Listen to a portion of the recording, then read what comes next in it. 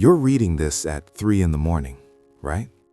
Or maybe 2:47 or 4:13. It doesn't matter. You know the feeling. Your body demands sleep. Your eyelids are heavy as lead, but your hand keeps scrolling. Another video, another post, another dose of something. You promised yourself you'd go to bed an hour ago, 2 hours ago, but here you are, again. And somewhere deep inside, a quiet voice whispers, "Something's wrong with me." No, you're like this, so much so that it's terrifying, because it's happening to millions right now at this very moment. Millions of people frozen in the blue light of their screens, can't stop, can't sleep, can't just let go. It's not weakness. It's not a lack of willpower. It's the result of precisely calculated engineering. And today, we'll figure out exactly what they did to you, and most importantly, how to stop it. But first, just breathe. You're here for a reason. Right now, as you listen to these words, your brain is sending out distress signals. The prefrontal cortex, the part responsible for self-control, for planning, for what makes you human, it's working at the limit. Imagine a car engine that hasn't been turned off for 3 years straight. The red zone on the tachometer, constantly. Your nervous system is screaming in a language you've forgotten how to understand. It's screaming through headaches you attribute to the weather, through morning fog, through an inability to finish an article, through irritation from the sound of someone else's breathing, through panic attacks in the supermarket when there are too many choices, through tears over a stupid dog video. This isn't emotionality. This isn't "I've become too sensitive." This is neurological overload spilling out through every available channel. Your brain is literally drowning in data, and he sends out an SOS signal the only way he can. There's just one question. Are you finally ready to hear? Let's call a spade a spade. Would your parents call your laziness? Would your boss call your lack of motivation? What you call procrastination, it's not a moral failure. It's a neurological catastrophe happening in real time. Stanford neuroscientists call it critical mass cognitive exhaustion. Sounds scientific, right? But in human terms, it means your brain is burned out, like a processor running 1,000 programs simultaneously. You can't get out of bed, not because you're lazy, but because your decision-making system has exhausted its daily limit before you even open your eyes. You've already checked your phone 12 times this morning, seen 47 news items, made 89 micro-decisions, scroll or stop, like or pass by, reply or ignore. And that's all until you get your coffee. Your prefrontal cortex works like a muscle, and it gets tired. Only unlike your biceps, its fatigue is invisible. You just feel nothing, empty, like someone has sucked all your life force out. That someone is the digital world, and it has a name. Open your phone. Look at the notification icon. How many is it? 23? 47? 96? Each one isn't just a red circle with a number. It's a neurochemical hit. Literally. When your brain registers a notification, the amygdala, an ancient part of your brain responsible for survival, interprets it as a potential threat. Something requires attention. This could be important. This could be dangerous. A surge of cortisol, a microdose of stress. It lasts a split second. But when it happens 96 times a day, 672 times a week, 34,944 times a year, You live in a state of chronic low-level stress. Your nervous system never goes into rest and restore mode. She's stuck in a fight or flight mode. But you don't fight, and you don't run. You just sit, scroll, and you build up tension in your body with nowhere to release it. Scientists call it notification trauma. Yes, that's a real term. And yes, you have it. Each vibrating signal is another micro crack in your psyche. 96 blows a day. Tell me, how long can a wall withstand such an onslaught? Morning. Alarm clock. Your hand automatically reaches, not to get up, but to your phone, even before your brain is fully awake. It's not a conscious decision. It's a conditioned reflex, honed by years of digital conditioning. First 15 minutes, Instagram, news, mail, messaging apps. You haven't even gotten up yet, but you've already consumed more information than a 19th century person in a week. Your brain has transitioned from the slow wave delta rhythm of sleep to beta wave mode, an alert, active wakefulness without a transition phase. It's like accelerating a car from 0 to 60 in a second without warming up. Next comes a paradox. You're already mentally exhausted, but physically you haven't even started the day.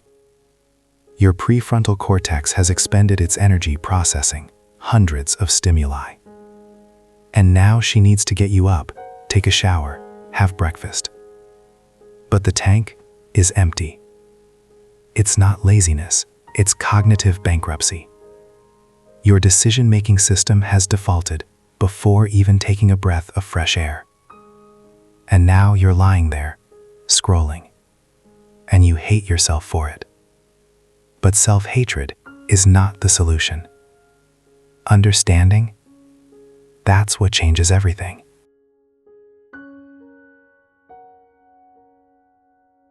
Let's do the math. The average person spends 4 hours a day on their phone. 4 hours. Multiply that by 365 days. That's 1,460 hours a year. 60 days of uninterrupted screen time. 2 months. Every year. Now multiply that by 30 years of adulthood. That's 7 years. 7 full years. You've given 7 years of your only life to endless scrolling. But here's what really breaks your heart. Those weren't 7 years of pleasure. Not 7 years of learning. Not 7 years of real connection. Those were 7 years of dissociation. 7 years of running from yourself. 7 years of feeding an algorithm that grew hungrier and hungrier. And you know what's scary? You don't even remember most of that content. You don't remember what you saw yesterday. You don't remember what you scrolled through last week. Everything has dissolved into the gray fog of digital consumption. 7 years turned into nothing. But it's not too late. Because the next 7 years, they haven't been written yet. There was a moment, a specific moment, when something broke. Maybe you remember it, maybe not. It was the day you realized that you can't just sit in silence. A bath without a podcast? Unbearable. A line without a phone? Excruciating. Dinner without a TV show? Unthinkable. The moment your own mind became too loud. when silence turned from a refuge into a threat.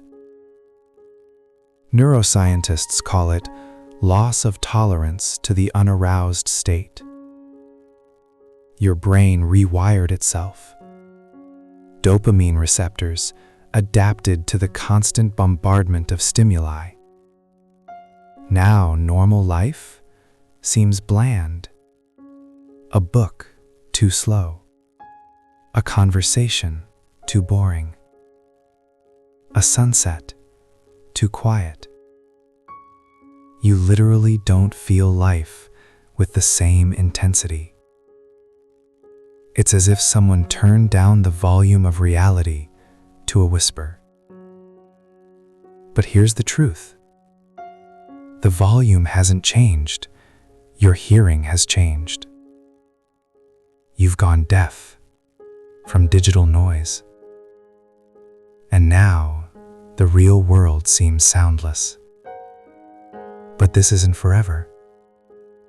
Hearing can be restored if you're willing to walk through the silence. The prefrontal cortex. It's that part of the brain just behind your forehead. It's responsible for everything that makes you, you. Planning for the future, impulse control, complex thinking, empathy. It's the conductor of your personality orchestra. And Instagram literally restructures its architecture.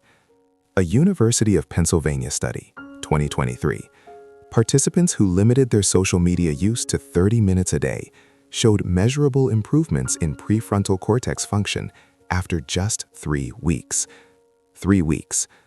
That means years of unrestricted use were doing the opposite.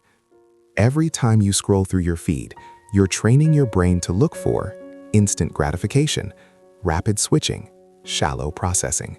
You're literally growing neural pathways for impatience. And neural pathways for deep focus, for long-term planning, for sitting in discomfort. They atrophy, like muscles you don't use. Your brain optimizes for endless scrolling, and everything else becomes difficult. Not because you're stupid, but because your thinking tool has been reconfigured for someone else's purposes. But neuroplasticity works both ways. What has been changed can be changed again. Dopamine, the neurotransmitter of motivation and reward. Evolution designed it for important things: food, sex, social connection, things that help us survive. But Silicon Valley has hacked this system. Every like, a microdose of dopamine. Every notification, another hit. Every feed refresh, another bet at the casino. Because that's what it is, a casino. Variable reinforcement, the most powerful addiction mechanism known to psychology. You don't know if the next scroll will be interesting. Maybe it will. Maybe it won't, but maybe it will. Yes. And this uncertainty creates a feedback loop. A rat in a Skinner cage, pressing a lever, over and over and over. App developers know this. They hired the same psychologists who designed the slot machines in Las Vegas. Trustin Harris, a former Google design ethicist, called it a race to the bottom of the brainstem. Они не соревнуются за твое рациональное внимание. Они соревнуются за твои инстинкты, за древние схемы выживания. И они побеждают, потому что твой мозг 21 века все еще работает на программном обеспечении 50 тысяч лет назад. Он не эволюционировал для бесконечной прокрутки. Он эволюционировал для саванны, где опасность была реальной, где вознаграждение было редким, где внимание было вопросом жизни и смерти. Теперь внимание – это товар, и ты его раздаешь бесплатно. Netflix. 40,000 movies and TV shows. You sit down to watch something at 8 o'clock. At 9:30, you're still scrolling through the menu. You haven't watched anything. Tired of choosing. You close the app. You open Instagram. It's called analysis paralysis. Psychologist Barry Schwartz wrote a whole book about it. The paradox of choice. The basic idea is simple. More options don't lead to more happiness. It leads to more stress. Because every choice is a micro decision. And your brain has to process every possibility, even if it's superficial. 40,000 options? Your prefrontal cortex is overloaded even before you've chosen. Now zoom in. You're not just choosing a movie. You're choosing between 50 instant messengers. Which one to reply to first? Between 300 news channels. What to read? Between thousands of products. What to buy? Between millions of opinions. What to believe? Every single day. Your brain isn't built for this. It's built to choose between 3 or 4 options, max. Hunt a deer or pick berries. Run from a lion or climb a tree. Simple, binary survival decisions. Now, you make 300 decisions before lunch. And you wonder why by evening you can't decide what's for dinner. It's not weakness. It's decision exhaustion. Your will works like a battery, and you drain it on trivial things until there's no charge left for what's important. Your brain is an office, an open space with 10 employees. Everyone is responsible for their own task: planning, memory, emotions, decisions. A normal day, 10 tasks. Everything works. But what if, instead of 10 tasks, 1,000 come in? At the same time, each employee receives 100 requests per second. Phones ring nonstop. Emails fill screens. People shout across the room. Systems crash.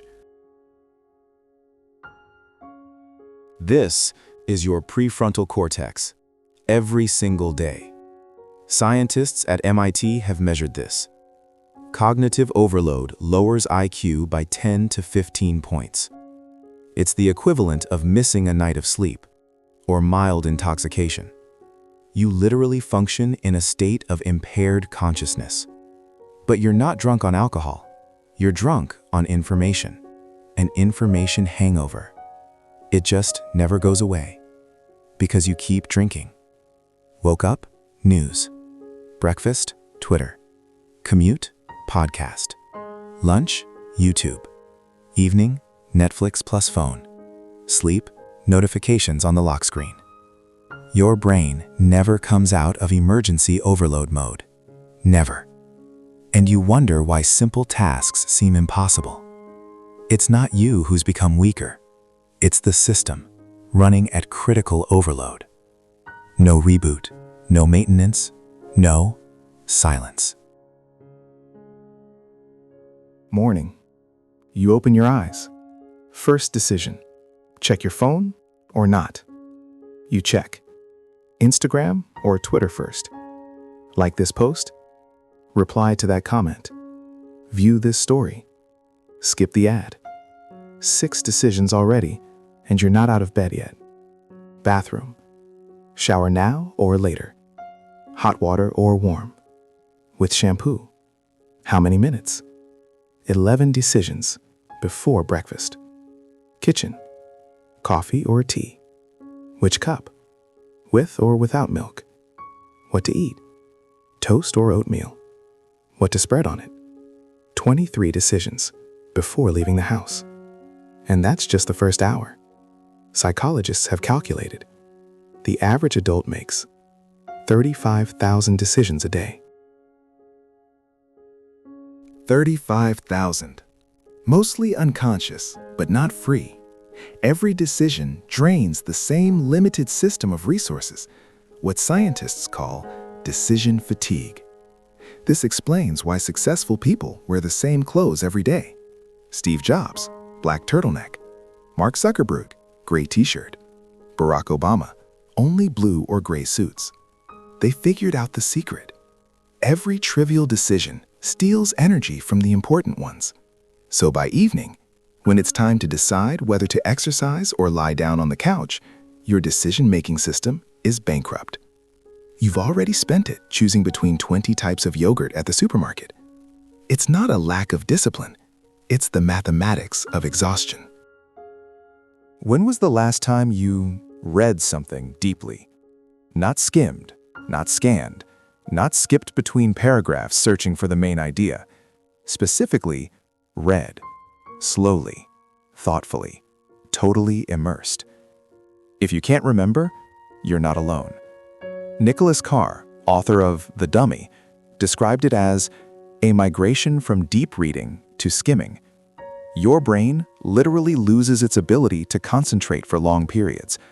A University of California study, the average time people focus on a single task, 2004, 2.5 minutes, 2012, 75 seconds, 2020, 47 seconds. 47 seconds, less than a goldfish. That's not a metaphor, that's neuroscience. Every time you switch between an article and a notification, between a video and a messenger, between a thought and a distraction, you're training your brain not to maintain focus. You're training it to jump, like a flea in a jar. And over time, the neural pathways of deep thinking, those thick highways of attention, become overgrown, turn into narrow paths, until they disappear completely. And the shallow gliding pathways, they become highways, wide, fast, automatic. Now deep thinking requires effort. It used to be your default mode. Now it's a fight against the current, swimming against the tide of neuroplasticity, which you yourself created. But here's the good news. Pathways can be regrown if you're willing to slow down. You're multitasking. Watching a TV show, checking email, texting a friend. Multitasking, efficiency, time optimization. Here's what's really going on. Your brain can't do 2 cognitive tasks at once. Physically, neurologically, impossible. What you call multitasking, scientists call it task switching. And here's the price of every switch: 23 minutes. That's the time it takes your brain to return to deep focus after a distraction. 23 minutes. Gloria Marks Research, University of California, Irvine. You're working on a report. A notification comes in. You're distracted for 15 seconds. Seems harmless? Your brain now needs 23 minutes to return to the same level of concentration. But you're not giving it 23 minutes. In 5 minutes, another notification. In 3 minutes, another one. You're constantly resetting the timer, never achieving deep focus.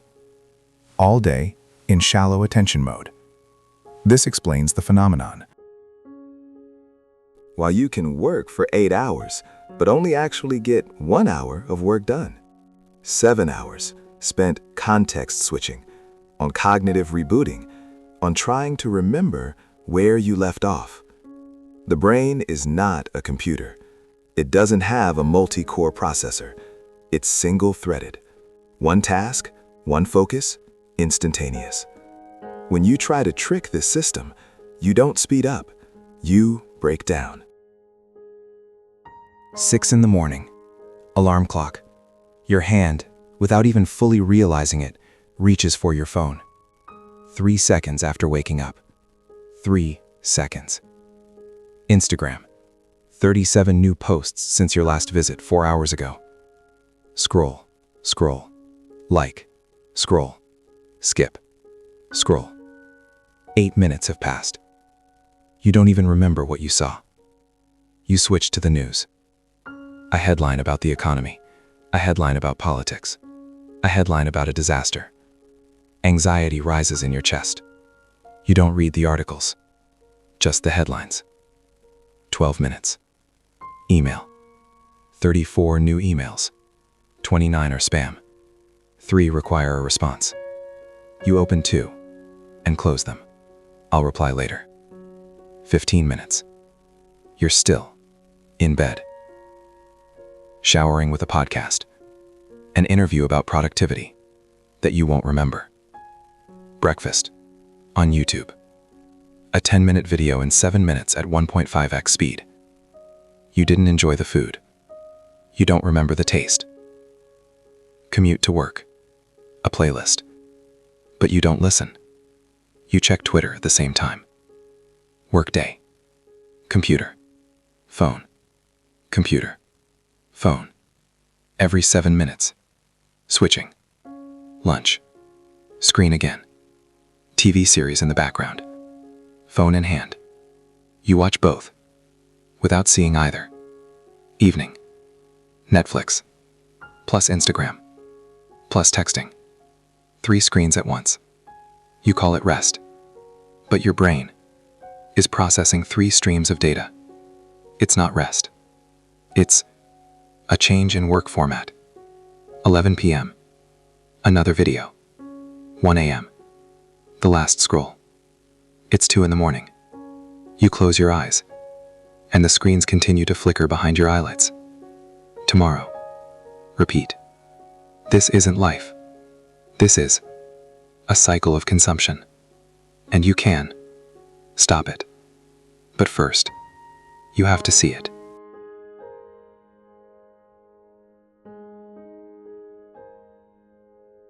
You're sitting on the couch. You intend to read a book. The book is in your lap. But 2 minutes later, your phone is in your hand. You don't even remember how it got there. It's not an accident. It's not a weakness of character. It's a conditioned reflex. Psychologist B.J. Fogg, the Stanford Persuasive Technologies Lab, described a model of behavioral addiction. 3 components: trigger, action, reward. A trigger can be anything: boredom, loneliness, anxiety, even just a pause in conversation. Your brain has learned to associate any discomfort with a decision. Pull out your phone. The action takes a second. Unlock, open the app. The reward is unpredictable. Could be a like, could be a message, could be nothing. But this unpredictability is precisely what makes it powerful. Variable reinforcement, the most powerful form of conditioning. Over time, the triggers become invisible. You're no longer consciously aware of boredom. Between the thought, "I'm bored," and the phone in your hand, there's no gap. It's become automatic, a neural highway. Your body knows the route before your mind even recognizes the desire. Researchers call this automaticity of use. 89% of phone interactions happen automatically, without a conscious decision. You don't choose to check your phone. Your hand is already doing it while you're thinking about something else. You don't control your phone. Your phone controls you through invisible habit loops that you don't even notice. But the first step to freedom: see the triggers. Slow down the automaticity. Restore the space between stimulus and response, that space where choice resides. When was the last time you truly felt something? Not reacting to content, not scrolling through emotions like a feed. Specifically, feeling. Sitting with the feeling, letting it unfold, living it fully. Honestly, most people don't remember because we've replaced emotions with simulated emotions. A like provides a microdose of validation, but that's not real connection. Watching a sad video brings a tear to your eye, but that's not real sadness. A meme makes you exhale through your nose, but that's not real joy. We emotionally snack all day, never allowing ourselves a real meal. Psychologist Sherry Turkle, author of Lost in Connection, calls it, "I share, therefore I am." We no longer experience the moment. We experience a reaction to the moment. A sunset is beautiful only if it's photographed. Food is delicious only if a story gets views. A feeling is real only if it's written about. we outsource the validation of our emotions to algorithms, to strangers, to the numbers under a post. 3 likes, an insignificant feeling. 300 likes, an important feeling. But here's the question. If a feeling is real only when it's acknowledged by others, is it even real? Or is it just a performance of emotions, a theater of feelings for a virtual audience? We've become so good at conveying emotions that we've forgotten how to experience them in silence, alone, without witnesses, without validation, without digital applause. Real emotional life, it doesn't fit into an Instagram square. It doesn't convert into likes. It just is. Deep, slow, the real thing. And it's waiting for you on the other side of the screen. 150 times. That's the average frequency a person checks their phone per day. 150 times. Every 6 waking minutes. Most people deny this number. Now, I don't check that often. But screen time tracking studies don't lie. The question isn't whether you check that often. The question is, why? What are we looking for? Psychologists have defined this as compulsive checking. It's not rational behavior. You're not expecting an important call. You're not expecting an urgent email. You check because not checking feels uncomfortable. Dr. Larry Rosen, a psychologist, calls it technological compartment anxiety. Your brain has created the illusion that your phone gives you control. Control over information, control over communication, control over what's happening in the world. But it's a lie. Checking your phone doesn't give you control. It creates the illusion of participation in a world that moves on without you. You don't control the news by reading it. You don't control your relationships by checking your online status. You don't control your life by scrolling through other people's lives. You just calm the anxiety of missing out. Fear of missing out. FOMO. Fear that, while you're living your life, the world goes on without you. And it's true. The world goes on.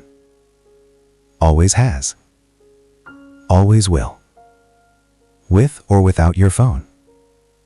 The difference is, without constant checking, you can be in your own world. Here. Now. Present. With constant checking, you're always somewhere else. Not here, not there.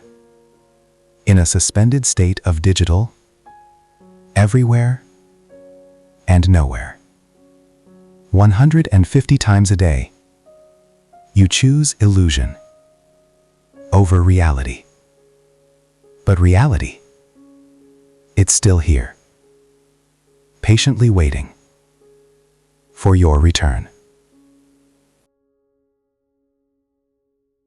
You feel a vibration in your pocket. You take out your phone.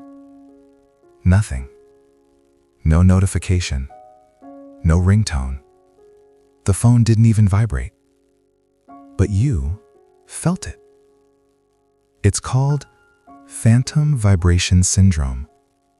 And 89% of smartphone users have it. 89%. It's not uncommon. It's the new normal. Neuroscientists explain it this way. Your brain has created such a strong association between the phone and the notification that it has started generating a sensation even in the absence of a stimulus. A false triggering of the neural network. Your nervous system has literally integrated the phone into your body schema. It has become an extension of your senses, a phantom limb. You know the phenomenon of phantom limb pain? When a person loses an arm but still feels it? The brain retains a map of the missing limb. The same thing happens with your phone, only in reverse.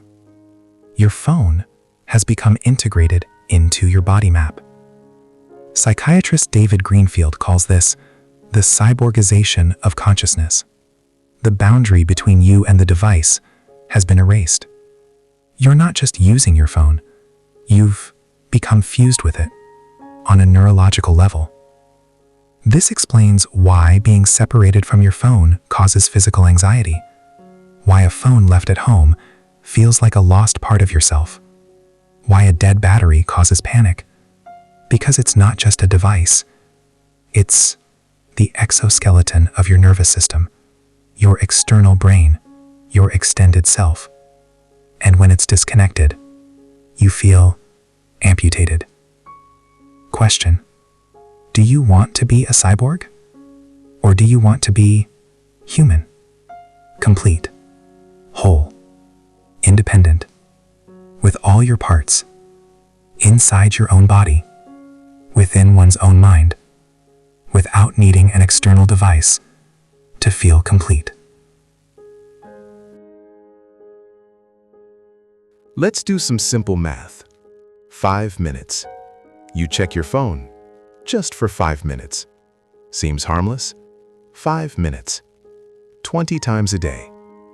100 minutes. 1 hour and 40 minutes every day. Now multiply by 365 days. 608 hours a year. 25 days. Almost a month every year for just 5 minutes. But here's the real cost. It's not just time on your phone. It's time after your phone. Neuroscientist Earl Miller, MIT, explains, after every distraction, the brain needs time to refocus. On average, 23 minutes. So those 5 minutes on your phone turns into 28 minutes of lost productivity. 20 times a day, that's 9 hours and 20 minutes. 9 hours, 20 minutes. More than a workday, every day. Lost in digital fragmentation. But there's another price. Irrevocable moments. A sunset you didn't notice because you were scrolling. A conversation you missed because you were replying to a message.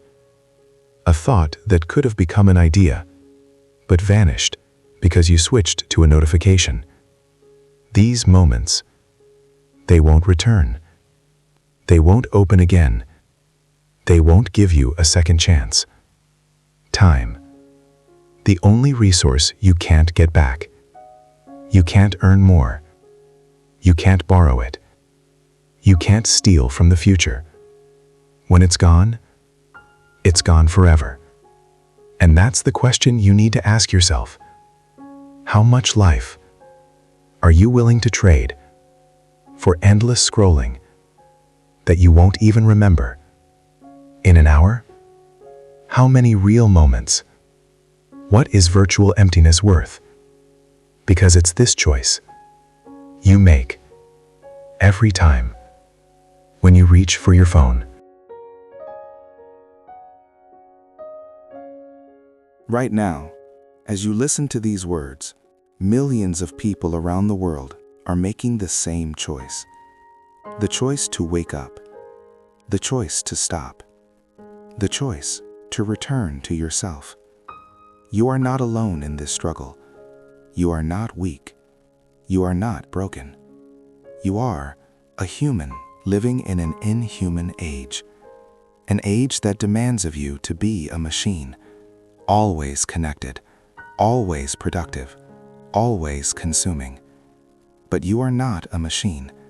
You are a living being with limited energy, with a need for silence, with the right to pause. And there is a tribe, invisible yet real, people who refuse to play by these rules, who choose depth over breadth, presence over productivity, life over its simulation. This community is not on Facebook, not on Discord. It exists in the choices you make every day, in morning meditation instead of checking email, in a book instead of endlessly scrolling, in a walk without headphones, in a conversation without a phone on the table. Every time you make this choice, you send a signal into the collective field of consciousness. I am here. I am present. I am alive. And somewhere, someone picks up the signal and makes their choice. And a wave of resistance grows. A quiet revolution of consciousness. No slogans, no manifestos. Simply millions of people reclaiming their attention, reclaiming their time, reclaiming their life. This channel, Mind Theater, is one of the gathering points of this tribe. Here, we dive deeper, exploring the darkness not to be afraid, but to find the light within it. Each video is an invitation to stop, to reflect, feel, wake up. If these words resonate with something inside you, if you feel tired of the superficial, if you're ready for the real, subscribe. Not for content, but for community. Not for entertainment, but for transformation. We are here creating an antidote to digital noise, an oasis of depth in the desert of endless scrolling. Join us, because the path alone is difficult, but together, we are invincible.